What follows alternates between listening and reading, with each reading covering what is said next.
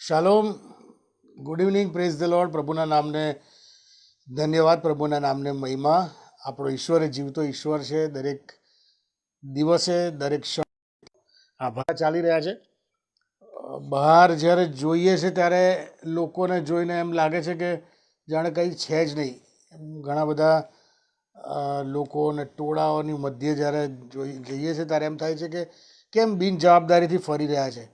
અને જ્યારે ટીવી જોઈએ છે, સમાચારો સાંભળે છે ત્યારે એમ થાય છે કે કેટલું બધું કોરોનાનો કહેર અત્યારે ચાલી રહ્યો છે. અને આ સમય એ કપરો સમય છે. આપણે બધાએ સાવચેતી રાખવાની જરૂર છે. નિશ્ચિંત અને નિષ્કાળજી રાખવાની જરૂર નથી. કોરોના કોઈને પણ થઈ શકે છે, મને પણ થઈ શકે છે, તમને પણ થઈ શકે છે, કોઈને પણ થઈ શકે છે. અને એટલા માટે આપણે બધાએ બહુ જ સંભાળીને સાવચેતીમાં રહેવું એ જરૂરી છે. આવો આપણે પ્રાર્થના કરીએ ને પછી પ્રભુના વચનોમાં આપણે આગળ વધીએ. પ્રભુ, તમારો આભાર માનીએ છીએ આ સમયને માટે. આ સમય તમારી ઈચ્છાની યોજનામાં તમે અમને આપ્યો છે, માટે અમે તમારી કૃપા ચાહીએ છીએ. પ્રભુ પરમેશ્વર પિતા, તમારી સમક્ષ અમે અમારી આંખો ઊંચી કરીએ છીએ. તમે બોલો, કેમ કે અમે સાંભળવાના માટે તૈયાર છે. હું જબડ પાત્રને તમારા હાથમાં સોંપું છું. મારી નિર્બળતામાં તમારું સામર્થ્ય પ્રગટ થાય એવું તમારી પાસે માગું છું. તમામ અંધકારની સત્તાઓને ઈશ્વરના નામમાં તોડી નાખું છું. અમારી જાતોને, આ જગ્યાને, આ સમયને અને ઇન્સ્ટ્રુમેન્ટ્સોને ઈશ્વરના નામમાં હું ઢાંકું છું, ઈશ્વરના લોહીમાં ઢાંકું છું. પ્રભુ પરમેશ્વર પિતા, તમે ગુવાહી કરો પવિત્ર આત્માદેવ, એવું તમારી પાસે માગીએ છીએ. તમે જે રીતે તમારા લોકોને તમારું વચન કહેવા ઈચ્છો છો એ રીતે તમે મારા મુખે બોલો એવું તમારી પાસે માગું છું. સર્વ માન, મહિમા અને ગૌરવ તમને આપતા અમારી આ પ્રાર્થના ઈસુ પ્રભુના નામમાં ગુજારું છું. સાંભળો ને અમારો સ્વીકાર કરો બાપ. આમેન. સારું, આપણે જે સબ્જેક્ટ છે, do you really know the god you worship, જે ઈશ્વરને તમે ભજો છો તેને ખરેખર શું તમે ઓળખો છો, આ સિરીઝનો આ 6થો ભાગ છે. અને આજનો જે ટોપિક છે એ ગ્લોરી ઓફ ધ ટ્રાયુન ગોડ, ત્રિએક ઈશ્વરનો મહિમા, એ બાબતો આજે આપણે જોવાના છે. શાસ્ત્ર વાંચન નથી કરવાના, કારણ કે શાસ્ત્ર વાંચન જે મેં મારા બેનરમાં મૂક્યું હતા એ બધા જ શાસ્ત્ર વાંચનો આપણે સંદેશામાં જોવાના છે ને એટલા માટે શાસ્ત્ર વાંચનમાં આપણે જતા નથી. પણ ગયા પાર્ટ્સની અંદર આપણે જે છેલ્લા પાર્ટ 5 જોયા એમાં આપણે પ્રભુ ઈસુ ખ્રિસ્ત એ સમસ્ત બ્રહ્માંડમાં સાચા અને જીવતા ઈશ્વર છે એની સાબિતીઓ આપણે જોઈ. એ ઉપરાંત પ્રભુ ઈસુ ખ્રિસ્ત એ સમસ્ત બ્રહ્માંડના સર્જનહાર છે એ બાબતો પણ આપણે જોઈ લીધી. અને એ ઉપરાંત તેમણે કેટલી અજાયબ રીતે માણસનું સર્જન કર્યું. ગયા પાર્ટમાં આપણે જોયું હતું કે ભય તથા આશ્ચર્ય પમાડે એ રીતે મને રચવામાં આવે છે. એ આપણે પાર્ટ 5માં જોયું. અને આજે પાર્ટ 6માં જે આપણે જોવાના છે એ તો ત્રિએક ઈશ્વર વિશે જોવાના છે. અને ત્રિએક ઈશ્વર વિશે આપણે કોઈ ટ્રિનિટીમાં ડોક્ટ્રિન ઓફ ટ્રિનિટી નથી જોવાના કે કોઈ સૈદ્ધાંતિક બાબતોની ચર્ચા નથી કરવાના. પણ આપણે એ જોવાના છે કે ત્રિએક ઈશ્વર છે તો જ દેવ બાપનો પ્રેમ શક્ય છે. ત્રિએક ઈશ્વર છે તો જ દોષ રહિતનું હલવાન શક્ય છે. અને તો જ દોષ વગરના હલવાનના બલિદાન દ્વારા પાપોની માફી એ શક્ય છે. ત્રિએક ઈશ્વર છે તો જ તારણની યોજના શક્ય છે. આ બાબતો આજે આપણે જોવાના છે. આ જગતમાં ઘણા બધા લોકો એવા છે કે જે ટ્રિનિટીમાં, ત્રિએક ઈશ્વરમાં માનતા નથી. ઘણા લોકો એવી દલીલ કરે છે ટ્રિનિટી શબ્દ કે ત્રિએક ઈશ્વર એવો શબ્દનો ઉપયોગ કરવામાં આવ્યો નથી કે વાપરવામાં આવ્યો નથી. અને એમ જોવા જઈએ તો સમસ્ત બાઇબલની અંદર બાઇબલ શબ્દ પણ ક્યાંય વાપરવામાં આવ્યો નથી. પણ છતાંય આખા વિશ્વમાં આ પ્રભુનું જે પુસ્તક છે, વચનો, એ બાઇબલના નામે પ્રખ્યાત છે. એ જ પ્રમાણે ટ્રિનિટી એટલે ત્રિએક ઈશ્વર, એ શબ્દનો ઉપયોગ બાઇબલમાં કરવામાં આવ્યો નથી. પણ ત્રિએક ઈશ્વર અથવા ટ્રિનિટીનો કોન્સેપ્ટ જે છે, ટ્રાયુન ગોડનો જે કોન્સેપ્ટ છે, એ બાઇબલમાં બહુ સ્પષ્ટપણે આપવામાં આવે છે. અને ઈશ્વર પોતે જૂના કરારમાં તથા નવા કરારમાં પોતાની ત્રિએકતાના ઉલ્લેખો સ્પષ્ટપણે કરે છે. અને તે પોતે જાહેર કરે છે કે ઈશ્વર એક જ છે પણ તે ત્રિએક ઈશ્વર છે. આવું ઈશ્વર પોતે જાહેર કરે છે. એ સમસ્ત બાઇબલની અંદર જૂના કરાર અને નવા કરારની અંદર એ બાબતો આપવામાં આવી છે. જૂના કરારના પહેલાં પુસ્તક એટલે ઉત્પત્તિના પહેલા પુસ્તકના પહેલા અધ્યાયની પહેલી કલમમાં જ ટ્રિનિટી એટલે કે ત્રિએકતાનો ઉલ્લેખ કરવામાં આવે છે. એમાં પહેલી વાક્ય આપણે ગઈ વખતે પણ જોયું હતું. એ વાક્ય એમાં આ વાક્યની અંદર બહુ બધી બાબતો સમાયેલી છે. સમય જેમ જશે એમ આપણે જોઈશું. પણ એમાં પહેલું વાક્ય એવું છે કે આદિએ દેવે આકાશ તથા પૃથ્વી ઉત્પન્ન કર્યા. હવે અહીં જે દેવ શબ્દ વાપરવામાં આવે છે, દેવે, એ તમે હિબ્રુ ભાષામાં જુઓ તો એ પ્લુરલ બહુવચન લખવામાં આવ્યું છે. ઇલોહિમ અથવા એલોહિમ એ લખવામાં આવ્યું છે. એટલે એલો એટલે દેવ અને એલોહિમ એ પ્લુરલ છે, એ દેવો એટલે કે બાપ, પુત્ર અને પવિત્ર આત્માના સંદર્ભમાં એલોહિમ શબ્દ આદિએ દેવે, એ જે દેવ શબ્દ લખ્યો છે એ હિબ્રુ ભાષામાં એલોહિમ બહુવચન એ લખવામાં આવ્યું છે. એટલે આપણે આ જે એલોહિમ શબ્દ છે એટલે સર્જન જે કર્યું એ એલોહિમે કર્યું, એટલે બહુવચન એટલે બાપ, પુત્ર અને પવિત્ર આત્મા ત્રિએક ઈશ્વરે સર્જન કર્યું. આપણે પાર્ટ 4ની અંદર બહુ વિસ્તારથી જોઈ ગયા છે કે સર્જન સમયે પિતા, પુત્ર અને પવિત્ર આત્મા ત્રણેય ત્યાં હાજર હતા. એ બાબત અત્યારે હું લેવાનો નથી, પણ બાઇબલમાં ઘણી બધી જગ્યાએ આ વાતોનો ઉલ્લેખ કરવામાં આવ્યો છે કે શબ્દ દ્વારા સર્જન થયું, અને એટલે કે પુત્ર દ્વારા સર્જન થયું, પણ સર્જનહાર એ ત્રિએક ઈશ્વર એટલે કે પિતા, પુત્ર અને પવિત્ર આત્મા આ ત્રણેય છે. બાઇબલમાં સ્પષ્ટપણે જુદી જુદી જગ્યાએ ઉલ્લેખ કરવામાં આવે છે કે ઈશ્વર પિતા એ પોતે સર્જનહાર છે, ઈશ્વર પુત્ર એ પણ સર્જનહાર છે, અને ઈશ્વર પવિત્ર આત્મા એ પણ સર્જનહાર છે. એ કલમો આપણે જોઈએ છે. યશાયા 44 અને 24, યશાયા 44 અને 24માં ઈશ્વર પિતાને સર્જનહાર તરીકે દર્શાવવામાં આવ્યા છે. એક ત્યાં આગળ આ પ્રમાણે લખે છે, કહે છે કે યશાયા 44 અને 24 કહે છે કે તારો ઉદ્ધાર કરનાર યહોવા ને ગર્ભસ્થાનથી તારો બનાવનાર, તને બનાવનાર, સર્જન કરનાર. શું કહે છે? ગર્ભસ્થાનથી તારો બનાવનાર એવું કહે છે કે હું યહોવા સર્વનો કરતા છું. જો આ સર્જનહારની વાત છે આ યહોવા માટે. હું યહોવા સર્વનો કરતા છું, જે એકલો આકાશોને પ્રસારે છે ને પોતાની મેળે પૃથ્વીને વિસ્તારે છે. આ ઈશ્વર પિતાને માટે લખવામાં આવ્યું છે સર્જનહાર. એ જ પ્રમાણે બહુ પ્રખ્યાત યોહાન 1 અને 1-3 એ પ્રભુ ઈસુ ખ્રિસ્ત માટે સર્જનહાર તરીકે લખવામાં આવ્યું છે. આપણે જાણીએ છીએ દેવના શબ્દ વિશે લખવામાં આવ્યું છે. ત્યાં આ પ્રમાણે લખે છે કે આદિએ શબ્દ હતો. આદિએ એટલે શરૂઆતમાં, સૃષ્ટિ સર્જનની શરૂઆતમાં, એટલે કે ઉત્પત્તિની શરૂઆતથી જ, આપણે ઉત્પત્તિના પહેલા અધ્યાયમાં જોયું ત્યાંથી જ શરૂઆત કરી, ત્યાંથી જ. શું કહે છે? આદિએ શબ્દ હતો અને શબ્દ દેવની સંગાતે હતો અને શબ્દ દેવ હતો. તે જ આદિએ એટલે શરૂઆતમાં દેવની સંગાતે હતો. કોણ સંગાતે હતો? શબ્દ. એ શરૂઆતમાં દેવની સંગાતે હતો. અને પછી શું કહે છે? ત્રીજી કલમ, તેનાથી સઘળું ઉત્પન્ન થયું, એટલે જે કાંઈ થયું છે તે તેના વિના ઉત્પન્ન થયું નહીં. એટલે અહીંયા આગળ સર્જનહાર તરીકે પ્રભુ ઈસુ ખ્રિસ્તને, દેવના શબ્દને દર્શાવવામાં આવે છે. અને એ જ પ્રમાણે અયુબ 33 અને 4 ત્યાં પવિત્ર આત્માને સર્જનહાર તરીકે દર્શાવવામાં આવે છે. અયુબ 33 અને 4માં કહે છે કે ઈશ્વરના આત્માએ મને સર્જ્યો છે. સ્પષ્ટપણે ઈશ્વરના આત્માએ મને સર્જ્યો છે ને સર્વશક્તિમાનનો શ્વાસ મને જીવન આપે છે. એટલે બાઇબલમાં આવી તો ઘણી બધી કલમો છે કે જેમાં પિતા, પુત્ર અને પવિત્ર આત્મા ત્રણેયને અલગ અલગ રીતે સર્જનહાર કે ઉત્પન્નકર્તા તરીકે દર્શાવવામાં આવ્યા છે. પણ જે ગોડહેડ છે, શું કહેવાય, દેવત્વનું હેડશીપ જે છે, એમાં જે એલોહિમ શબ્દ છે એમાં આ ત્રણેયનો સમાવેશ થઈ જાય છે સર્જન સમયે. એટલે ઉત્પત્તિ 1 અને 1માં લખ્યા પ્રમાણે આદિએ દેવે એટલે એલોહિમ જે બહુવચન છે, જેમાં પિતા, પુત્ર અને પવિત્ર આત્મા છે, તેનો સમાવેશ થાય છે. એમણે કહે છે કે આકાશ તથા પૃથ્વી ઉત્પન્ન કર્યા. એટલે અને એ જ કોન્ટેક્સની અંદર જ્યારે આપણે એલોહિમ જોઈએ 1 અને 1માં, એ જ કોન્ટેક્સની અંદર ઉત્પત્તિ 1 અને 26માં બહુવચન વાપરવામાં આવ્યું છે. શું કહે છે?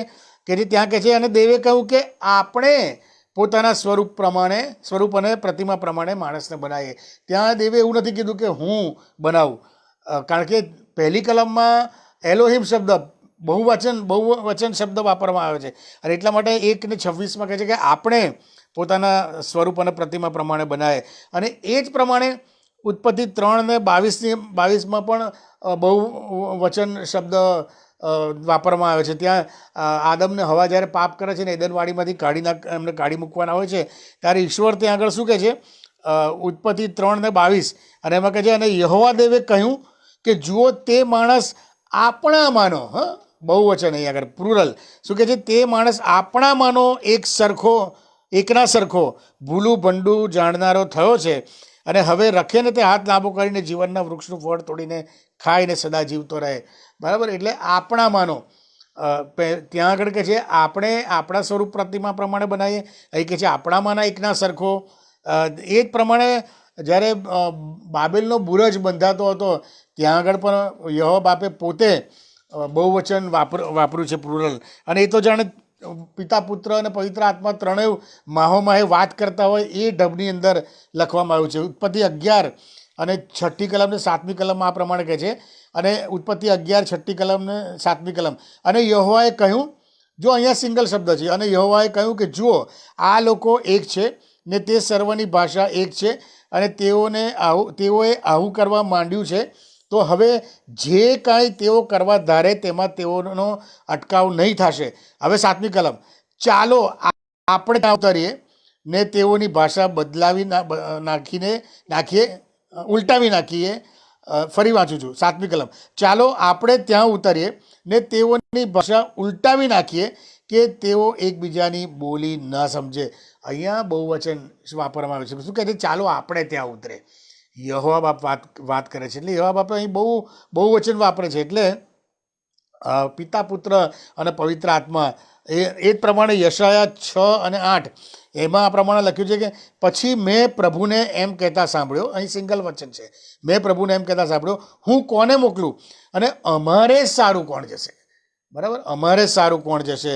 ત્યારે મેં કહ્યું, હું આ રહ્યો, મને મોકલ. અહીંયા પણ બહુવચન વાપરવામાં આવ્યું છે. આમ જૂના કરારમાં ઘણી બધી જગ્યાએ ત્રિએક ઈશ્વરનો આભાસ કરાવતી અથવા તો સ્પષ્ટતા કરાવતી ઘણી બધી કલમો આપવામાં આવી છે. એ જ પ્રમાણે નવા કરારમાં પણ ઘણી બધી જગ્યાએ ત્રિએક ઈશ્વર એટલે કે પિતા, પુત્ર અને પવિત્ર આત્માનો સ્પષ્ટ અને અર્થપૂર્ણ ઉલ્લેખ કરવામાં આવ્યો છે. એકદમ ઓપન અને આમ આપણને ખ્યાલ આવી જાય એ રીતનો ઉલ્લેખ કરવામાં આવે છે. જો માથેની લખેલી સુવાર્તા 3 અધ્યાય 16મી 17મી કલમ બહુ પ્રખ્યાત કલમો છે. જ્યારે પ્રભુ ઈસુ ખ્રિસ્ત બાપ્તિસ્મા પામીને યર્દનમાંથી બહાર આવે છે ત્યારે શું કહે છે, માથી 3:16 ને 17 આ પ્રમાણે કહે છે, અને ઈસુ બાપ્તિસ્મા પામીને તરત પાણીમાંથી નીકળીને આવ્યો. કોણ આવ્યું? પુત્ર, ઈશ્વર પુત્ર અહીંયા હાજરી છે. પ્રભુ ઈસુ ખ્રિસ્ત પાણીમાંથી નીકળીને બહાર આવ્યો, અને જુઓ તેને સારું આકાશ ઉઘડાયું, એટલે ખોલવામાં આવ્યું. કોને સારું? પ્રભુ ઈસુ ખ્રિસ્તે સારું. ને દેવના આત્માને એટલે કે પવિત્ર આત્માને કબૂતરની પેઠે ઉતરતો ને પોતા પર આવતો તેણે જોયો. કોણે? પ્રભુ ઈસુ ખ્રિસ્તે પવિત્ર આત્માને, એટલે 2. અને પછી કહે છે, અને જુઓ 7મી કલમ, અને પછી કહે છે 17મી કલમ, અને જુઓ એવી આકાશવાણી થઈ કે આ મારો વહાલો દીકરો છે, એના પર હું પ્રસન્ન છું. એટલે દેવ બાપે પોતે આકાશવાણી કરી. એટલે આ કલમમાં સ્પષ્ટપણે પ્રભુ ઈસુ ખ્રિસ્ત, પવિત્ર આત્મા, દેવ અને યહોવા બાપની હાજરી એક સાથે આપણને જોવા મળે છે. ત્રિએક ઈશ્વરની હાજરી, ગોડ હેડશીપ એક જ છે, દેવ એક છે, પણ દે આર 3 persons. ઈશ્વર પિતા એ પણ ઈશ્વર છે, ઈશ્વર પુત્ર એ પણ ઈશ્વર છે, ઈશ્વર પવિત્ર આત્મા એ પણ ઈશ્વર છે. ત્રણેય અલગ અલગ ઈશ્વર નહીં, ત્રણેય એક જ ઈશ્વર છે. ત્રણેય પર્સનાલિટી અલગ છે. આ આખો અલગ વિષય છે. એ હું અત્યારે તમને સમજાવવા નથી રહેવાનો. ઈશ્વરનો મહિમા, ત્રિએક ઈશ્વરનો મહિમા જોવાના છે, ત્રિએક ઈશ્વરનું કાર્ય જોવાના છે, ત્રિએક ઈશ્વર આપણા જીવનમાં શું કાર્ય કરે છે એ જોવાના છે. એ ના હોય તો શું થાય આપણી હાલત, એ આપણે જોવાના છે. એટલે પછીથી શું કહે છે, માથી 28 અને 19 એમાં પણ બહુ ગજબની વાત છે. એમાં તો પ્રભુ ઈસુ ખ્રિસ્ત પોતે ત્રિએક ઈશ્વરનો ઉલ્લેખ કરે છે પોતે જ. અને શું કહે છે માઠી 28-19ની અંદર આ પ્રમાણે કહે છે, એ માટે તમે જઈને, એ પોતાના શિષ્યોને કહે છે, એ માટે તમે જઈને સર્વ દેશનાઓને શિષ્ય કરો અને બાપ તથા દીકરા તથા પવિત્ર આત્માને નામે તેઓને બાપ્તિસ્મા આપતા જાઓ. અને પછી કહે છે, જુઓ સદાકાળ સર્વ જગતના અંત સુધી હું તમારી સાથે છું. બાપ, પુત્ર અને પવિત્ર આત્મા પ્રભુ ઈસુ ખ્રિસ્ત પોતે બોલે છે કે એના નામે, એવું નથી કહેતા કે મારા નામે તમે બાપ્તિસ્મા આપો કે ખાલી પવિત્ર આત્માના નામે બાપ્તિસ્મા આપો. નો, એ કહે છે કે પિતા, પુત્ર અને પવિત્ર આત્મા, એટલે કે ત્રિએક ઈશ્વર. એ ત્રિએક ઈશ્વર શબ્દ નથી વાપરતા, પણ આખો કોન્સેપ્ટ જાહેર કરે છે કે ત્રિએક ઈશ્વરના નામે તમે બાપ્તિસ્મા આપો. એ જ પ્રમાણે 2 કોરિન્થી અને 13મો અધ્યાય અને 14મી કલમમાં પાઉલ જે છે એ પોતાના સાથી સેવકોને એક આશીર્વચન ઉચ્ચારે છે. ત્યાં આગળ 2 કોરિન્થી 13મો અધ્યાય અને 14મી કલમમાં આ પ્રમાણે કહે છે, પ્રભુ ઈસુ ખ્રિસ્તની કૃપા તથા દેવની પ્રીતિ તથા પવિત્ર આત્માની સંગત તમો સર્વની સાથે રહો. આ પાઉલ કહે છે. અહીંયા પણ ત્રિએક ઈશ્વરનો કોન્સેપ્ટ સ્પષ્ટપણે પાઉલ કહે છે. યહુદાનું પુસ્તક અને 20 ને 21મી કલમ, એનો એક જ અધ્યાય છે. 20 ને 21મી કલમમાં પણ બહુ સુંદર બાબત લખી. શું કહે છે? પણ વહાલાઓ, તમારા પરમ પવિત્ર વિશ્વાસમાં વધતા જઈને, તમારા પરમ પવિત્ર વિશ્વાસમાં વધતા જઈને પવિત્ર આત્મામાં, આ એક બાબત, પવિત્ર આત્મામાં પ્રાર્થના કરીએ અને અનંત જીવનને અર્થે આપણા પ્રભુ ઈસુ ખ્રિસ્તની દયાની વાટ જોઈએ. પછી શું કહે છે? દેવની પ્રીતિમાં પોતાને સ્થિર રાખો. 3 બાબત કહે છે. શું કહે છે? પવિત્ર આત્મામાં પ્રાર્થના કરો, એટલે કે ઈશ્વર પવિત્ર આત્મા. પછી કહે છે કે આપણા પ્રભુ ઈસુ ખ્રિસ્તની દયાની વાટ જોકે, એટલે પુત્ર અને દેવની પોતાને સ્થિર રાખો, એટલે ઈશ્વર પિતા. બરાબર. એટલે અહીંયા પણ એ બાબત લખવામાં આવી છે. એ જ પ્રમાણે 1 કોરિન્થી 12મો અધ્યાય, 1 કોરિન્થી 12મો અધ્યાય ને 4મી કલમથી 6મી કલમ સુધી, આ બી બહુ સુંદર બાબત અહીંયા લખી છે. 1 કોરિન્થી 12મો અધ્યાય અને 4મી કલમથી આ પ્રમાણે કહે છે કે ક્યાં ગયું? હવે કૃપાદાનો અનેક પ્રકારના છે, તો પણ આત્મા તો એકનો એક. હવે પવિત્ર આત્માની વાત છે. કૃપાદાનો અનેક પ્રકારના છે, પણ આત્મા તો એકનો એક. કૃપાદાનો આપનાર આત્મા. કૃપાદાનો કોણ આપે? પવિત્ર આત્મા કૃપાદાનો આપે. પવિત્ર આત્માના કૃપાદાનોનું આખું લિસ્ટ બાઇબલમાં છે. બરાબર. એટલે કે છે કે કૃપાદાનો અનેક પ્રકારના છે, પણ આત્મા તો એકનો એક. 5મી કલમ, વળી સેવા અનેક પ્રકારની છે, પણ પ્રભુ તો એકનો એક. પ્રભુ એટલે કોણ? ઈસુ.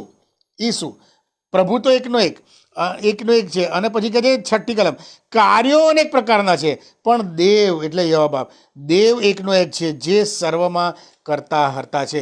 એટલે અહીંયા આગળ પણ એ બાબત લખવામાં આવી છે, પિતા, પુત્ર અને પવિત્ર આત્મા. આમ નવા અને જૂના કરાર, એટલે આખા બાઇબલમાં અસંખ્ય કલમો ટ્રિનિટી, ત્રિએક ઈશ્વર એટલે કે બાપ, પુત્ર અને પવિત્ર આત્માને સ્પષ્ટપણે પ્રગટ કરે છે. ઈશ્વર એક જ છે, પણ વ્યક્તિ 3 છે. 1 ગોડ હેડશીપ, પણ 3 પર્સન્સ, નોટ 3 સેપરેટ ગોડ્સ.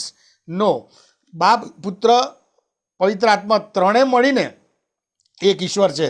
અને આગળ જેમ મેં કહ્યું હતું એ પ્રમાણે ત્રિએક ઈશ્વર છે તો જ દેવ બાપનો પ્રેમ શક્ય છે. આ બહુ સમજવા જેવી બાબત છે. ત્રિએક ઈશ્વર છે તો જ દેવ બાપનો પ્રેમ શક્ય છે. ત્રિએક ઈશ્વર છે તો જ દોષ રહિત હલવાનના બલિદાન દ્વારા પાપોની માફી શક્ય છે. અને ત્રિએક ઈશ્વર છે તો જ તારણની યોજના શક્ય છે. Otherwise it is not possible. આપણે આગળ એ જોઈએ છે, એ બાબતો આપણે જોવાના છે. આપણે બાઇબલ એવું કહે છે ને આપણે એવું માનીએ છીએ કે દેવ પ્રેમ છે, ગોડ ઇઝ લવ. આપણે એવું માનીએ છીએ. જો ઈશ્વરમાં પ્રેમ જ ના હોય તો એ ઈશ્વર કહેવાય નહીં. ઈશ્વર કદી પ્રેમ વગરનો હોઈ શકે નહીં. ઈશ્વરનું જે એટ્રીબ્યુટ્સ છે, એના જે ગુણો છે, એની જે કેરેક્ટરિસ્ટિક્સ છે, એમાં પ્રેમ અને દયા અને પવિત્રતા, આ બધા ઈશ્વરના ગુણો છે. આમાંથી એક પણ ના હોય તો ઈશ્વર કહેવાય નહીં. એટલે પ્રેમ એ અવિભાજ્ય અંગ છે ઈશ્વરનું. બરાબર. પ્રેમ તો હોવો જ જોઈએ.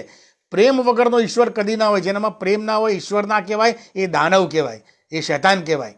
બરાબર. શૈતાનમાં કદી પ્રેમ ના હોઈ શકે, પણ ઈશ્વર તો પ્રેમનો સ્ત્રોત છે. એટલે આપણે એવું માનીએ છીએ કે ઈશ્વર એ પ્રેમ છે. He is a source of eternal love. અનંતકાળિક પ્રેમનો સોર્સ છે. જ્યારે આ પૃથ્વીના શરૂઆતના પહેલાંથી ઈશ્વર પ્રેમમાં છે, ઈશ્વર પ્રેમનો સ્ત્રોત છે, એ પ્રેમ પૂરો પાડે છે. હવે એક કલ્પના કરીએ, આપણે એવું માની લઈએ કે આપણે જે ઈશ્વરને ઓળખીએ છીએ, આપણે જે ઈશ્વરને માનીએ છીએ એ ત્રિએક ઈશ્વર નથી. એવું માની લો, એ ત્રિએક ઈશ્વર નથી. Is a single person God. A single વ્યક્તિ છે. ટ્રિનિટીમાં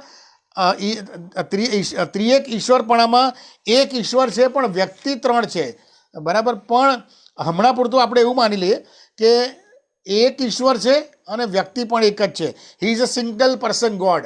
ત્રિએક ઈશ્વર નથી. He is not a triune God. જો ઘણા બધા એવા ધર્મો છે આ પૃથ્વી પર કે જેમાં ઓનલી વન ગોડ, પણ એ ગોડને કોઈ રિલેશન નહીં. That god doesn't have a son or he is not a father and he don't understand in the relationship. એ એવું કહે છે કે આપણે કોઈ ધર્મનું નામ નથી દેતા, પણ એ એવું કહેવા માંગે છે કે આ ઈશ્વર જે છે એ એક જ ઈશ્વર છે. આ ડેઇટી જે છે એ ઓલ અલોન, એ એક જ છે. એને કોઈ પુત્ર બી નથી, એ પોતાનો કોઈનો પિતા બી નથી, પણ એ ઓલ અલોન. એટલે એ જે ઈશ્વર છે એ એકલો જ ઈશ્વર છે. હવે અહીંયા સવાલ એ થાય છે કે તો પછી જ્યારે સમસ્ત સૃષ્ટિનું સર્જન થયું, એટલે કે જ્યારે કશું જ નહોતું, પહેલે કશું જ બન્યું નહોતું, ત્યારે આ એકલો ઈશ્વર જે હતો, ટ્રિનિટીવાળો નહીં, સિંગલ પર્સન ગોડની વાત કરું છું. આપણે એવું માની લઈએ કે ઈશ્વર એક જ સિંગલ પર્સન ગોડ છે, નોટ 3 પર્સન ગોડ. તો જ્યારે કશું જ બન્યું નહોતું ને જ્યારે કશું જ નહોતું, ત્યારે આ સિંગલ પર્સન ગોડ જે છે એ સર્જન પહેલાં શું કરતો હતો? એકલો એ શું કરતો હતો? He was doing nothing. એ કશું જ્યારે બન્યું નહોતું, હી વોઝ લોનલી. એ એકલો જ હતો, કારણ કે કોઈના કોમ્યુનિકેશનમાં એને આગળ પાછળ કોઈ સંબંધ જ નહોતા, કશું હતું જ નહીં. He was all alone. He was a lonely person. હવે આપણે જો એવું માનતા હોઈએ કે દેવ પ્રેમ છે, તો આ જે સિંગલ પર્સન, જો એક વસ્તુ યાદ રાખજો કે સિંગલ પર્સન ગોડ હોય કે ટ્રાય પર્સન ગોડ હોય, પણ જો એનામાં પ્રેમ ના હોય તો he is not a god. તો આપણે આમાં એવું ધારી લઈએ કે ભાઈ ચલો આ સિંગલ પર્સન ગોડ છે, પણ એનામાં પ્રેમ બી છે. જો એમાં પ્રેમ ના હોય તો એ દાનવ છે. એટલે કોઈ એવું ના કહી શકે કે ભાઈ મારો ઈશ્વર તો ઇટર્નલી ઇઝ ઓલ માઇટી પણ લવલેસ. ઈશ્વર લવલેસ હોઈ ના શકે, બરાબર. તો જે સપોઝ આપણે એવું માની લઈએ કે એનામાં પ્રેમ છે, તો એ એકલો હતો when he was all alone, તો એ કોને પ્રેમ કરતો હતો? એ કોને પ્રેમ કરતો હતો? એ કોને ચાહતો હતો? ઘણા બધા વધારે પડતા બુદ્ધિશાળી લોકો છે ને એ એવી આર્ગ્યુમેન્ટ કરે છે કે આ સિંગલ પર્સન ગોડ છે ને, એ તો એના પૂર્વ જ્ઞાનમાં એ જાણતો હતો કે એ આદમ જાતને બનાવવાનો છે, માણસને બનાવવાનો છે. એટલે એના મનમાં એને કલ્પનામાં એ જેનું સર્જન થવાનું હતું ને, એને પ્રેમ કરે છે, એને પ્રેમ કરતો હતો. એટલે એનો પ્રેમ તો વ્યક્ત થતો હતો. સો અહીંયા આગળ આર્ગ્યુમેન્ટ બીજી એવી થાય છે કે એ ઈશ્વર કે જે અત્યારે ઓલ અલોન છે, પણ એને પ્રેમ પ્રેક્ટિકલી કરવા માટે એણે બીજી વ્યક્તિને ઉત્પન્ન કરવી પડે, તો જ એ પ્રેક્ટિકલી પોતાનો પ્રેમ પ્રદર્શિત કરી શકે છે. So he is dependent on his creation. He is not a independent God. એણે પોતાનો પ્રેમ પ્રદર્શિત કરવા માટે કોઈ જોઈએ છે, તો જ એ પ્રેમ પ્રદર્શિત કરી શકે. હવે જો સર્વશક્તિમાન ઈશ્વર ત્યારે જ કહેવાય કે જ્યારે ઇન્ડિપેન્ડન્ટ હોય, કોઈના ઉપર ડિપેન્ડ ના થતો હોય. પણ અહીંનો આ જે સિંગલ પર્સન ગોડ છે, એ તો he need someone in order to લવ.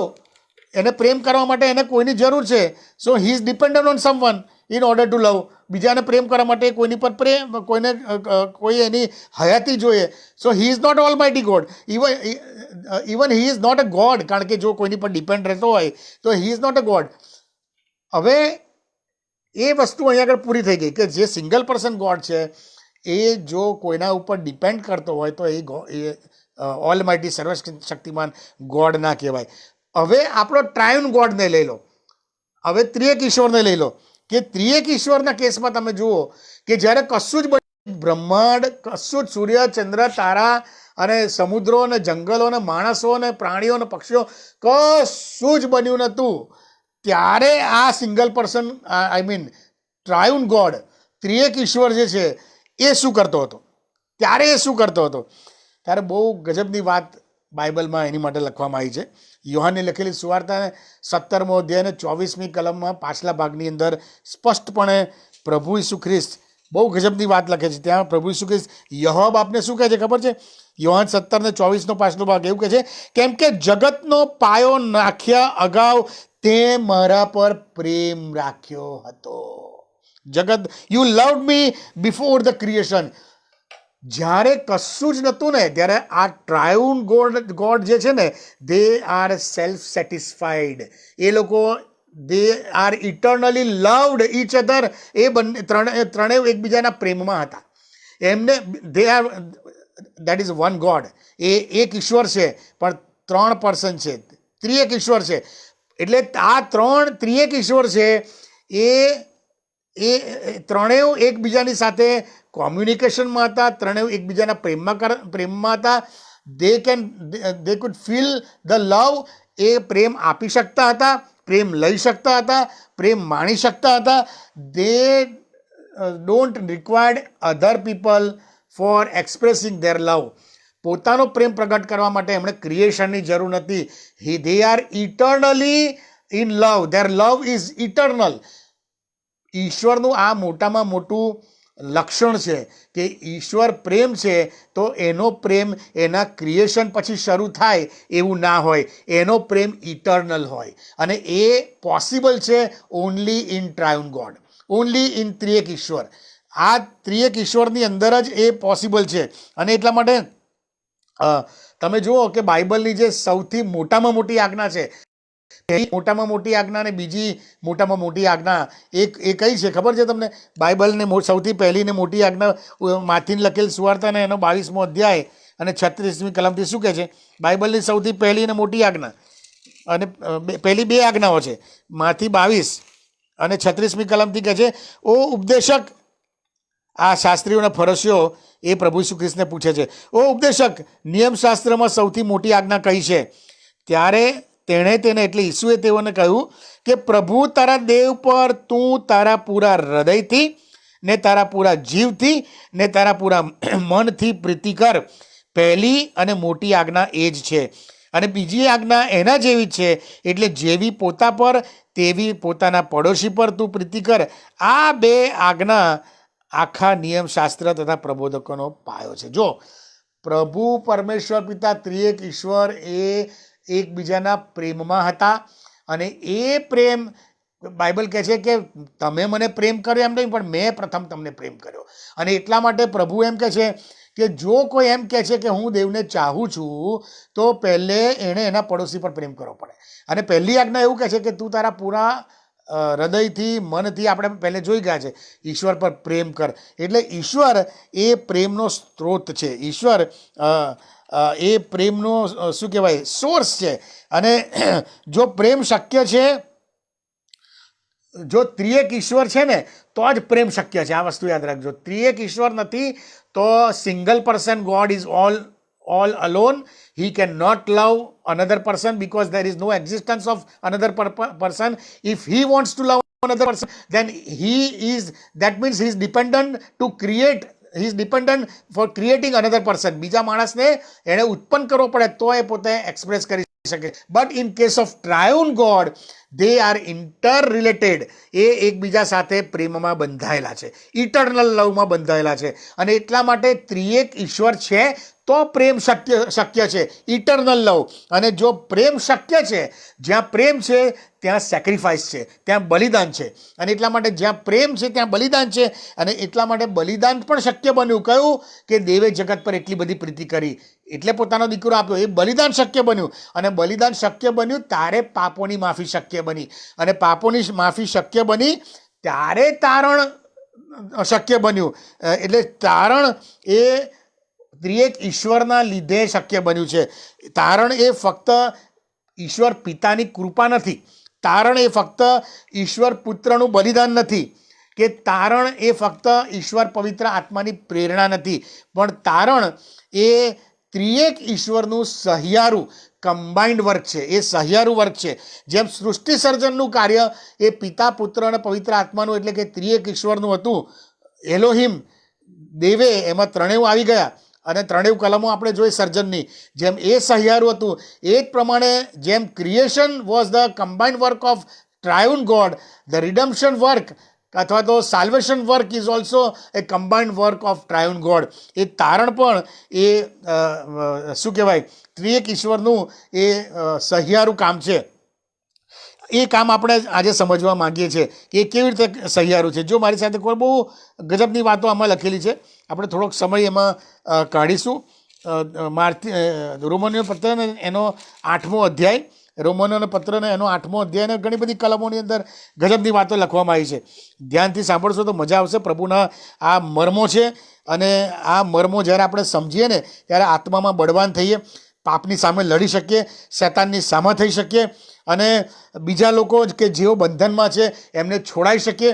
બીજા લોકો કે જેમને પ્રભુના વચનો સમજ નથી એમને આપણે સમજ આપી શકીએ અને એ રીતે આપણે પ્રભુનું રાજ્ય બાંધી શકીએ. તમને અને મને ઈશ્વર આ પૃથ્વી પર ખાલી અહીં રહેવા માટે નથી મોકલ્યા.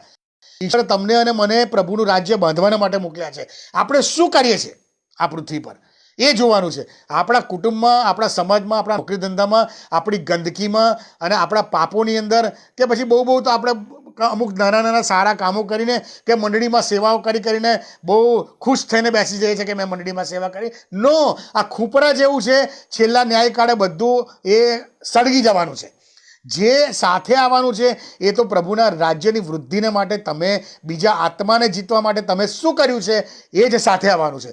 પ્રભુના જીવંત વચનો તમે કેટલા ખાધા, તમે કેટલા પચાયા, બીજાને કેટલા ખવડાયા અને બીજાને કેટલા પચાવડાયા, એ જ પ્રભુ જવાબ માગવાનો છે. પ્રભુ કહે છે કે તારી બાજુવાળાને મેં તારી પાસે એટલા માટે મોકલ્યો કે તું નાશમાં ના જાય અને તું એને તારે ને તું એ પણ નાશમાં ના જાય. પણ આપણે આપણું તારણ સાધીને બેસી રહીએ છીએ પણ પ્રભુના વચનો સમજતા નથી. ઉપલી મેળી વાંચવી ખોટી નથી, ટેકરીનો સાદ વાંચવો ખોટો નથી, પણ એટલું જ વાંચીને સવારે 10 મિનિટની પ્રાર્થના કરીને જો તમે એમ સંતોષ માનતા હોય કે હું પ્રભુમાં જીવન જીવું છું તો નો, પ્રભુના વચનો ખાઓ, પીવો, પચાવો અને બળવાન કરો. બીજાને એ કહો. પ્રભુ તમારી પાસે અને મારી પાસે એ જવાબ માંગશે. એ આપણી જવાબદારી છે. અને જો ત્રિએક ઈશ્વર એ તારણનું સહિયારું કાર્ય ત્રિએક ઈશ્વર કરે છે એ બાબત આપણે સમજવા માંગીએ છીએ.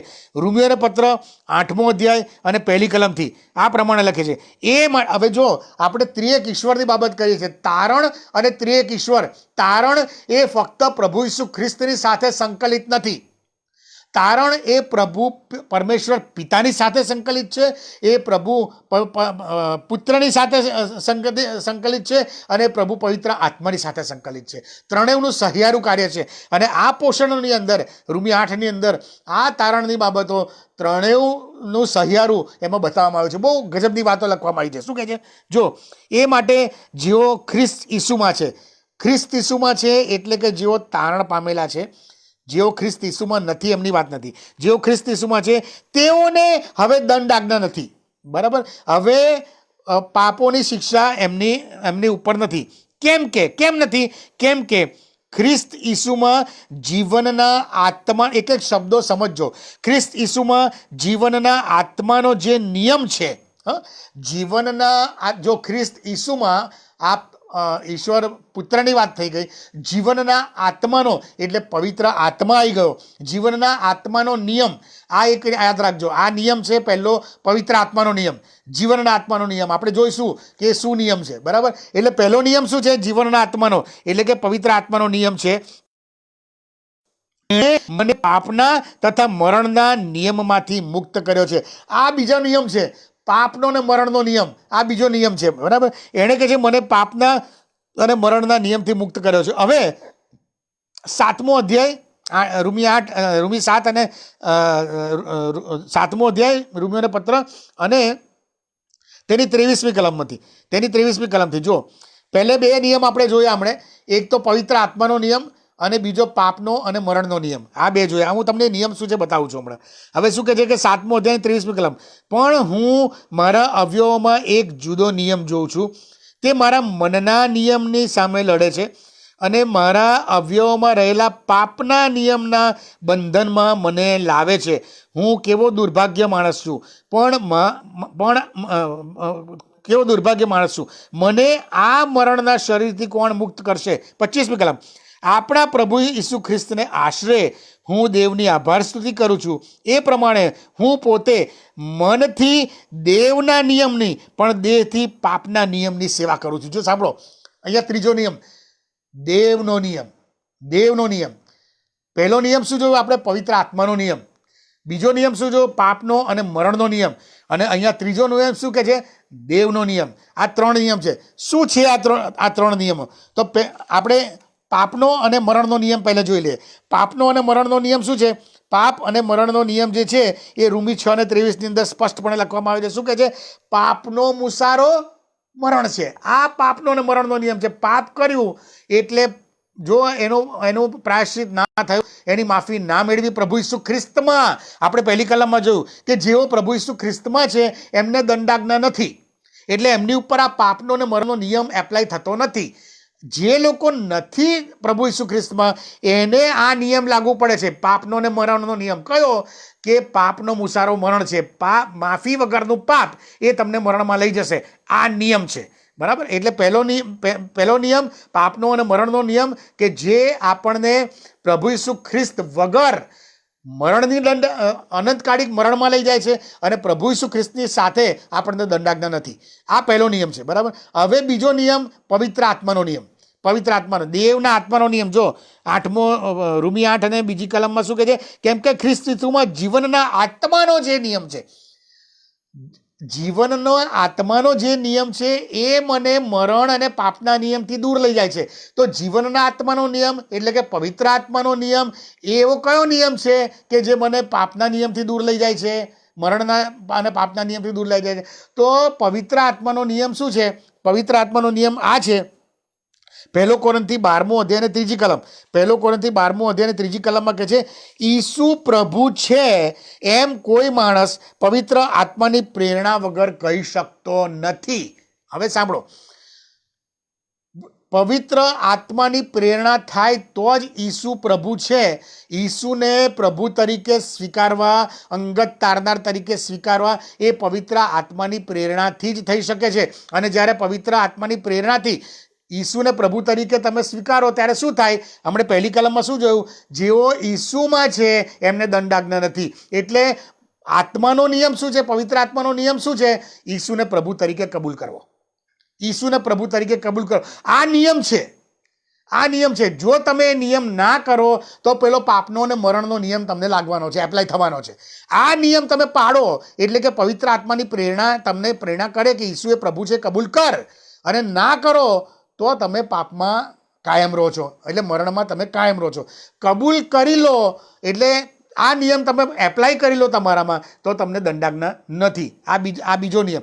ત્રીજો નિયમ દેવનો નિયમ. દેવનો નિયમ શું કહે છે? યોહાન 3:16 આપણે જોયું, બધા જાણીએ છીએ. શું કહે છે? જે કોઈ તેના પર વિશ્વાસ કરશે તેનો નાશ નહીં થાય પણ તે અનંત જીવન પામશે. બરાબર? આ ત્રીજો નિયમ શું કહે છે? જે કોઈ તેના પર, કોના પર? પ્રભુ ઈસુ ખ્રિસ્ત પર, બરાબર, વિશ્વાસ કરશે એનો નાશ નહીં થાય પણ અનંત જીવન પામશે. એનો બીજો અર્થ એવો થયો કે જે કોઈ તેના પર વિશ્વાસ નહીં કરે, કોના પર?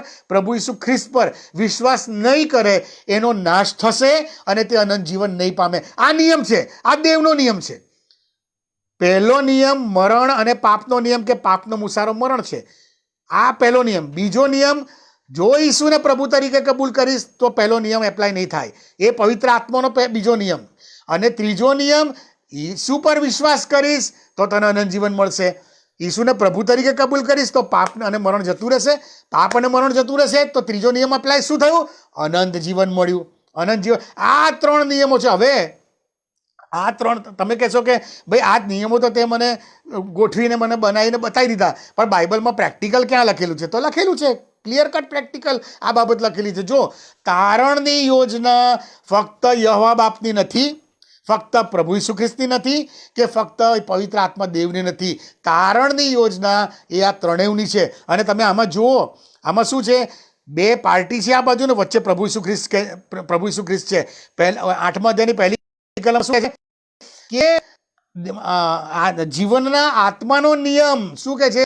જીવનના આત્માનો નિયમ શું છે? કે ઈસુને પ્રભુ તરીકે કબૂલ કરે. એટલે અહીંયા જીવનનો આત્મા તમને ક્યાં લઈ જાય છે? પવિત્ર આત્મા ઈસુ પાસે લઈ જાય છે. ઈસુ પાસે લઈ જાય છે. અને દેવનો નિયમ, ત્રીજો નિયમ, એ તમને ક્યાં લઈ જાય છે? જે કોઈ તેના પર વિશ્વાસ કરે એ પણ તમને ઈસુ પાસે લઈ જાય છે. દેવનો નિયમ પણ તમને ઈસુ પાસે લઈ જાય છે. પવિત્ર આત્માનો નિયમ પણ તમને ઈસુ પાસે લઈ જાય છે. This is a combined work. અને ઈસુ શું કરે છે? ઈસુ તમારી માટે બલિદાન થાય છે. એની પર વિશ્વાસ કરવાનો છે. તો તમે કહેશો કે આ ક્યાંથી આવ્યું? આનું એપ્લિકેશન શું? તો એની એપ્લિકેશન બહુ ગજબની છે. એની એપ્લિકેશન જો રોમિયોનો પત્રનો 10મો અધ્યાય, રોમિયોનો પત્ર 10મો અધ્યાયમાં શું કહે છે? 8મી કલમથી, રોમિયોનો પત્ર 10મો અધ્યાય 8મી કલમથી આપણે હમણાં જે આ 3 નિયમ શીખ્યા, આ ત્રણેય નિયમનું એપ્લિકેશન, એનું એપ્લિકેશનને ગુજરાતમાં શું કહેવાય? એને એપ્લાય કરે ને ત્યાં લાગુકરણ, એક્ઝેક્ટલી એનું લાગુકરણ, એપ્લિકેશન. એટલે આ ત્રણેય નિયમોનું લાગુકરણ અહીંયા આગળ છે. શું કહે છે? પણ તે શું કહે છે? 8મી કલમ, 10મો અધ્યાય, રોમિયોનો પત્ર 10મો અધ્યાય 8મી કલમ. પણ તે શું કહે છે? તે એમ કહે છે કે એ વચન તારી પાસે તારા મોંમાં તથા તારા અંતઃકરણમાં છે. એટલે વિશ્વાસનું જે વચન અમે પ્રગટ કરીએ છીએ તે એ છે વિશ્વાસનું વચન. કયું વિશ્વાસનું વચન? દેવના નિયમનું વચન. જે કોઈ તેના પર વિશ્વાસ કરે છે તે. કેવો વિશ્વાસ કરવાનો? જો યોહાન 3:16 શું કહે છે? કે જે કોઈ તેના પર વિશ્વાસ કરે છે તેનો નાશ નહીં થાય. હાલા બાબા, વિશ્વાસ કરવાનો, પણ કેવો વિશ્વાસ કરવાનો? તો કે છે વિશ્વાસનું વચન આ રહ્યો, આવો વિશ્વાસ કરવાનો. કેવો વિશ્વાસ કરવાનો? તો કે છે જો વિશ્વાસનું જે વચન પ્રગટ કરે છે, જો તું તારે મોઢે ઈસુને પ્રભુ તરીકે કબૂલ કરીશ. આ કયા નિયમનું લાગુકરણ? આ પવિત્ર આત્માનું, જીવનના આત્માના નિયમનું લાગુકરણ. જીવનનો આત્માનું નિયમ શું કહે છે? કે પવિત્ર આત્માની પ્રેરણા વગર ઈસુને કોઈ પ્રભુ તરીકે કબૂલ કરી શકતું નથી. એટલે પવિત્ર આત્માએ તમને પ્રેરણા કરી અને તમે ઈસુને પ્રભુ તરીકે કબૂલ કર્યા, તો અહીં એપ્લાય કરવાનું છે, લાગુકરણ કરવાનું છે. શું કહે છે? જો તું તારા મોઢે ઈસુને પ્રભુ તરીકે કબૂલ કરીશ, એટલે કે પવિત્ર આત્માનો નિયમ અહીંયા આગળ એપ્લાય થયો, એ અહીંયા સંપૂર્ણ થયો. તો શું થશે? અને પછી કે છે આગળ, અને દેવે તેને મુએલામાંથી પાછો ઉઠાડ્યો છે એવો વિશ્વાસ તારા અંતઃકરણમાં રાખીશ. આ કયો નિયમ પાછો આવ્યો? આ ત્રીજો દેવનો નિયમ પાછો આવ્યો. પહેલે પવિત્ર આત્માનો નિયમ એપ્લાય થયો, પછી દેવનો નિયમ, ઈસુને પ્રભુ તરીકે કબૂલ કરવો અને તેના પર વિશ્વાસ રાખવો. એટલે કે દેવે તેને મુએલામાંથી પાછો ઉઠાડ્યો છે એવો જો તું તારા હૃદયમાં અંતઃકરણમાં વિશ્વાસ રાખીશ, તો હવે રિઝલ્ટ શું છે? તો કે છે તું તારણ પામીશ. તો હવે શું થયું? તારણ પામીશ એટલે શું થયું? પેલો ત્રીજો નિયમ હતો ને, કયો? મરણનો ને પાપનો, એ નાબૂદ થઈ ગયો. એ હવે તમને એપ્લાય થતો નથી. એ નિયમ તમારા જીવનમાંથી અનંતકાળને માટે, સર્વકાળને માટે જતો રહ્યો. કેમ? કારણ કે તમે પહેલો નિયમ એપ્લાય કર્યો અને ત્રીજો નિયમ એપ્લાય કર્યો, તમે પવિત્ર આત્માનો નિયમ એપ્લાય કર્યો અને તમે દેવ આપનો નિયમ એપ્લાય કર્યો. શામાં એપ્લાય કર્યો? પ્રભુ ઈસુ ખ્રિસ્તમાં એપ્લાય કર્યો. એટલે અહીંયા 3 કોણ આવ્યા? પ્રભુ ઈસુ ખ્રિસ્ત સેન્ટરમાં, પછી આ બાજુ દેવ બાપ અને આ બાજુ પવિત્ર આત્મા. ત્રિએક ઈશ્વર, ટ્રાયુન ગોડ. તારણ ફક્ત ટ્રાયુન ગોડથી જ શક્ય છે, સિંગલ પર્સન ગોડથી નહીં. એકલો ઈશ્વર હોય તો એ પોતે જ હલવાન બની જાય, એ પોતે જ પોતાને અર્પણ ચડાવે, એ પોતે જ પોતાને જીવતો કરે? નો. પણ ટ્રાયુન ગોડ અહીંયા આગળ પોસિબલ છે. પછી આગળ શું કહે છે? શું સાંભળો, બહુ ગજબની વાત. ફરીથી, જો તું તારે મોઢે ઈસુને પ્રભુ તરીકે કબૂલ કરીશ અને દેવે તેને મુએલામાંથી પાછો ઉઠાડ્યો એવો વિશ્વાસ તારા અંતઃકરણમાં રાખીશ, તો તું તારણ પામીશ. કારણ કે ન્યાયપણાને અર્થે અંતઃકરણથી વિશ્વાસ રાખવામાં આવે છે. આ કયા નિયમનું આ લાગુકરણ? ન્યાયપણાને અર્થે અંતઃકરણથી વિશ્વાસ રાખવામાં આવે છે, એટલે દેવના નિયમનું લાગુકરણ. અને તારણને અર્થે મોંથી કબૂલાત કરવામાં આવે છે, એટલે પવિત્ર આત્માના નિયમનું લાગુકરણ. પવિત્ર આત્મા શું કહે છે? ઈસુને પ્રભુ તરીકે કબૂલ કર. અને દેવનો નિયમ શું કહે છે? દેવ શું કહે છે? કે તેની પર વિશ્વાસ કર, એટલે તું તારણ પામીશ. હવે તમે તારણ પામી ગયા. હવે શું થશે? તમે તારણ પામી ગયા. તમે 3 નિયમ તમે જોઈ ગયા. એમાં વચ્ચેવાળો નિયમ તમારા જીવનમાંથી નીકળી ગયો, કારણ કે તમે પહેલા 2 નિયમને એપ્લાય કરી લીધા. હવે 2 નિયમને એપ્લાય કરી લીધા, તો હવે રિઝલ્ટ શું? તારણ પામ્યા. તો તારણનું ફળ હવે તમને શું મળે છે? ગજબની વાત. જો સાંભળો, હવે આગળ જુઓ. રોમિયોનો પત્ર 8મો અધ્યાય અને 9મી કલમથી શું કહે છે? રોમિયોનો પત્ર 8મો અધ્યાય 9. પણ જો દેવનો આત્મા દેવ એટલે યહોવા બાપ અને એનો આત્મા એટલે પવિત્ર આત્મા, એટલે ઈશ્વર પિતા અને ઈશ્વર પવિત્ર આત્મા. જો દેવનો આત્મા તમારા વસતો હોય તો તમે દૈહિક નથી પણ તમે આત્મિક છો, તમે સ્પિરિચ્યુઅલ થઈ ગયા. દેહને તો દેહના નિયમને, પાપને મરણના નિયમને તમે વધસ્તંભ પર જડી દીધો, એટલે હવે તમને પ્રભુ ઈસુ ખ્રિસ્તમાં દંડાજ્ઞા નથી. તો શું કહે છે? તો કહે છે કે પણ જો દેવનો આત્મા તમારામાં વસતો હોય તો તમે દૈહિક નથી પણ આત્મિક છો. પણ જો કોઈને ખ્રિસ્તનો આત્મા નથી, એ પહેલે દેવનો આત્મા પછી ખ્રિસ્તનો આત્મા. દેવનો આત્મા એ જ પવિત્ર આત્મા, ખ્રિસ્તનો આત્મા એ પવિત્ર આત્મા. કારણ કે દેવ, ખ્રિસ્ત અને પવિત્ર આત્મા આ ત્રણેય ટ્રાયુન ગોડ એ એક જ ઈશ્વર છે, એક જ ઈશ્વર છે. અને કે છે એટલે શું કહે છે? ખ્રિસ્તનો આત્મા નથી તો તે ખ્રિસ્તો નથી. હવે જો ખ્રિસ્ત તમારામાં છે, હા, દેવનો આત્મા તમારામાં છે, પહેલે એવું કહે છે, હવે કહે છે ખ્રિસ્ત તમારામાં છે. તો જો ખ્રિસ્ત તમારામાં કેવી રીતે આવ્યો? કારણ કે તમે ઈસુને પ્રભુ તરીકે કબૂલ કર્યા અને દેવે તેને મુએલામાંથી પાછો ઉઠ્યો છે, એવો તમે એની પર વિશ્વાસ રાખ્યો. એ જ્યારે તમે કરો છો ને ત્યારે the very moment, the same moment, એ જ પર્ટિક્યુલર મોમેન્ટે પિતા, પુત્ર અને પવિત્ર આત્મા ત્રણેય તમારા શરીરમાં, તમારા આત્મામાં અને તમારા હૃદયમાં અને તમારા જીવનમાં એક સાથે રહેવા આવે છે. બરાબર? અને એટલે શું કહે છે અહીંયા આગળ? ખ્રિસ્ત તમારામાં, જો ખ્રિસ્ત તમારામાં છે તો પાપને તો મરેલું છે. આપણે ફાઇનાઇટ છીએ, આપણે ઇનફાઇનાઇટ નથી. એટલે પાપના લીધે આ શરીર તો મરવાનું છે, પાપને લીધે આ તમારું શરીર તો મરેલું છે, પણ ન્યાયપણાને લીધે તમારો આત્મા જીવે છે. કયું ન્યાયપણું? ઈસુ ખ્રિસ્તે વધસ્તંભ પર જે ન્યાયપણું એમણે પોતે ચૂકવ્યું, બરાબર, જે ન્યાયપણું એમણે પોતે વેઠ્યું, એ ન્યાયપણું, પાપનું બલિદાન પોતે આપી દીધું, એ ન્યાયપણું, એ ન્યાયપણાના લીધે કે છે તમારો આત્મા જીવે છે. હવે સાંભળો, જેણે ઈસુને મુએલામાંથી ઉઠાડ્યો તેનો આત્મા જો તમારામાં વસતો હોય, એટલે હવે સમજો, દેવે પવિત્ર આત્મા દ્વારા ઈસુ ખ્રિસ્તને મુએલામાંથી ઉઠાડ્યો, એટલે દેવનો પવિત્ર આત્મા પ્રભુ ઈસુ ખ્રિસ્તને, ઈસુને પ્રભુ તરીકે કબૂલ કરવાથી એ જો તમારામાં વસતો હોય તો પાપને લીધે તમારું શરીર તો મૃત પામેલું છે, પણ જો દેવનો આત્મા તમારામાં વસતો હોય તો કહે છે કે જેણે ઈસુને મુએલામાંથી ઉઠાડ્યો તેનો આત્મા જો તમારામાં વસતો હોય, તો જેણે ખ્રિસ્ત ઈસુને મુએલામાંથી ઉઠાડ્યો તે તમારામાં વસનાર પોતાના આત્માની મારફતે. હવે શું કહે છે? તમારામાં વસનાર પોતાના આત્માની મારફતે, એટલે દેવનો આત્મા, એટલે ખ્રિસ્તનો આત્મા, એટલે પવિત્ર આત્મા. એટલે પવિત્ર આત્માની મારફતે શું થશે? તમારા મર્ત્ય શરીરોને પણ સજીવન કરશે. આ તારણનું અલ્ટિમેટ રિઝલ્ટ છે કે તમે ન્યાયપણાના દિવસે, છેલ્લા કાળની અંદર આપણે સજીવન થઈશું. કેમ? કારણ કે આ તારણની યોજનાનું સહિયારું કામ, પિતા, પુત્ર અને પવિત્ર આત્માની સહિયારી યોજનાના you are the part of that યોજના. તમે એના ભાગીદાર છો. અને એ માટે, અને પછી શું થાય છે? હવે તમે 3 નિયમ, એમાં એક નિયમને તમે રદ કવાતલ કરી નાખ્યો, પહેલા 2 નિયમને પકડીને.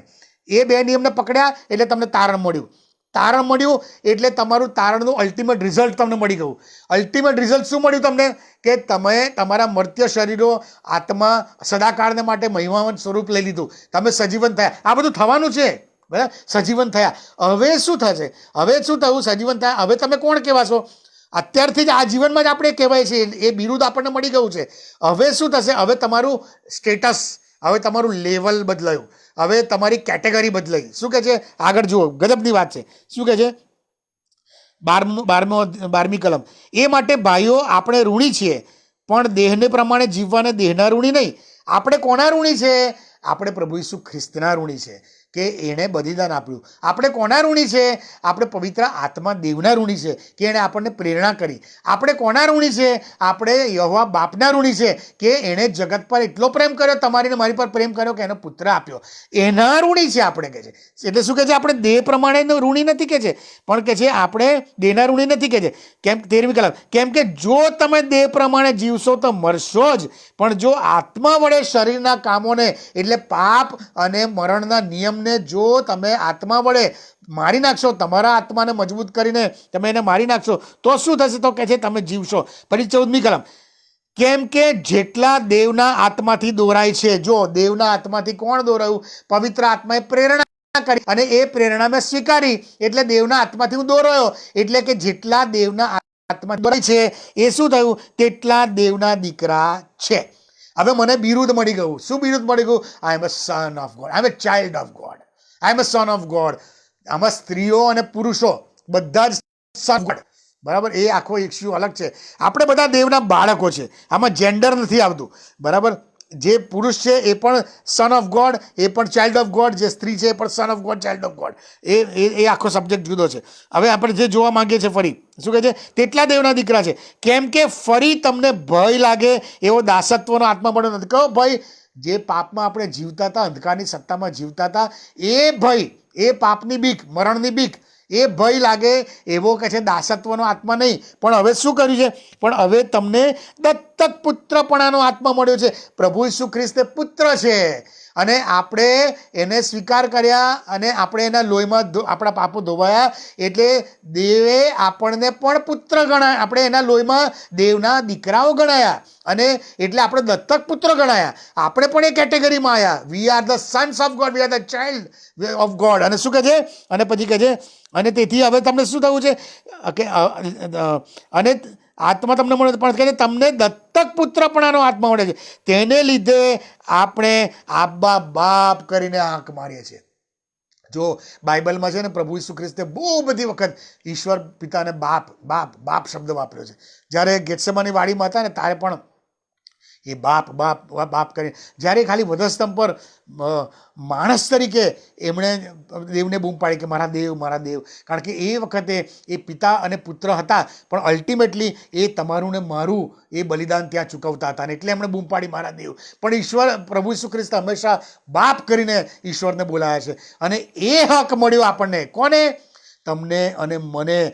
આ પૃથ્વી પર એવા કોઈ જીવતો ઈશ્વર નથી કે જે પોતાના બાળકોને હક આપે છે કે તું મને બાપ કરીને બોલાય. એવા કોઈ સંબંધો, પર્સનલ સંબંધ નથી બીજા કોઈ ઈશ્વરને એના બાળકો સાથે. એ આપણા ત્રિએક ઈશ્વર આપણને આપે છે. એ પ્રભુ પરમેશ્વર પિતા આપે છે. શું કહે છે? કે છે કે તેને લીધે આપણે આબ્બા બાપ કરીને એવી હાંક મારીએ છીએ. અને આપણા આત્માની સાથે પણ પવિત્ર આત્મા પોતે સાક્ષી આપે છે કે આપણે દેવના છોકરા છે. હાલેલુયા. જીવતો ઈશ્વર પવિત્ર આત્મા દેવ પોતે કહે છે કે સાક્ષી આપે છે કે ફ્રાન્સિસ ઇઝ માય સન. કેટલી ગજબની વાત, કેટલી ગજબની વાત. આજે તમને ખાતરી છે કે પવિત્ર આત્મા તમારું નામ લઈને તમારી માટે સાક્ષી આપે છે કે આ મારો દીકરો છે, આ મારી દીકરી છે. તારણ એ ટ્રાયુન ગોડ, ત્રિએક ઈશ્વરનું જ કાર્ય છે. ત્રિએક ઈશ્વર ના હોય તો પાપોની માફી નથી, બલિદાન નથી, પ્રેમ નથી અને તારણ નથી. અને તારણ નથી તો તમે અને હું અનંતકાળિક નરકાગ્નિમાં જવાના. પણ ઈશ્વરે, ત્રિએક ઈશ્વરે આ પોસિબલ બનાવ્યું કે તારણ તમને અને મને આપ્યું. પ્રભુને મહિમા આવજો. આ બાબતો બહુ ગૂઢ છે. આ તમે જો સમજશો તો ઈશ્વર તમારા જીવનની સાથે વાત કરશે અને તમે આ સમજીને બીજાને સમજાવશો તો પ્રભુનું રાજ્ય એ બંધાશે. અને આજે સાંજે આપણે આ બાબતોનો અંગત રીતે વિચાર કરીએ, આપણા જીવનમાં આપણે એને એપ્લાય કરીએ કે આપણે અત્યારે ક્યાં આગળ છે, આપણે અત્યારે ક્યાં આગળ છે. તમે જુઓ એફએસસી 2 અને 8 શું કહે છે? કૃપાથી વિશ્વાસ દ્વારા તમે તારણ પામ્યા છો. ત્યાં પણ આ બે બાબતો. કૃપા કોની? પવિત્ર આત્માની કૃપા. કઈ કૃપા? કે તમને પ્રભુ કહેવા માટે એમણે કૃપા કરી, એની પ્રેરણાથી તમે એ કૃપા મળી ત્યારે તમે ઈસુને પ્રભુ તરીકે કબૂલ કર્યો અને વિશ્વાસ કર્યો. કયો વિશ્વાસ? કે છે કે જે કોઈ તેના પર વિશ્વાસ કરશે, દેવે પોતાનો પુત્ર મોકલ્યો, એના પર તમે વિશ્વાસ કર્યો. એટલે કૃપાથી તમે કહે છે કે વિશ્વાસ દ્વારા તમે તારણ પામેલા છો. આજે સાંજે આ ત્રિએક ઈશ્વરના પ્રેમને, ઇટર્નલ લવને આજે આપણે ઠુકરાવીએ છીએ કે આજે આપણે એને સ્વીકારીએ છીએ? આપણે આ સમજીએ. પ્રભુ આ સમજવા માટે તમને અને મને સહાય કરે, મદદ કરે. આવો આપણે પ્રાર્થના કરીએ. પ્રભુ, અમે તમારો પુષ્કળ આભાર માનીએ છીએ. બહુ ગજબના ઈશ્વર છો પ્રભુ. તમે બહુ મહાન ઈશ્વર છો પ્રભુ. તમે અમને એટલો બધો પ્રેમ કરો છો. અમે કોણ પ્રભુ કે તમારી સમક્ષતામાં અમારી આંખો પણ ઊંચી કરી શકીએ પ્રભુ? અમે કંઈ નથી.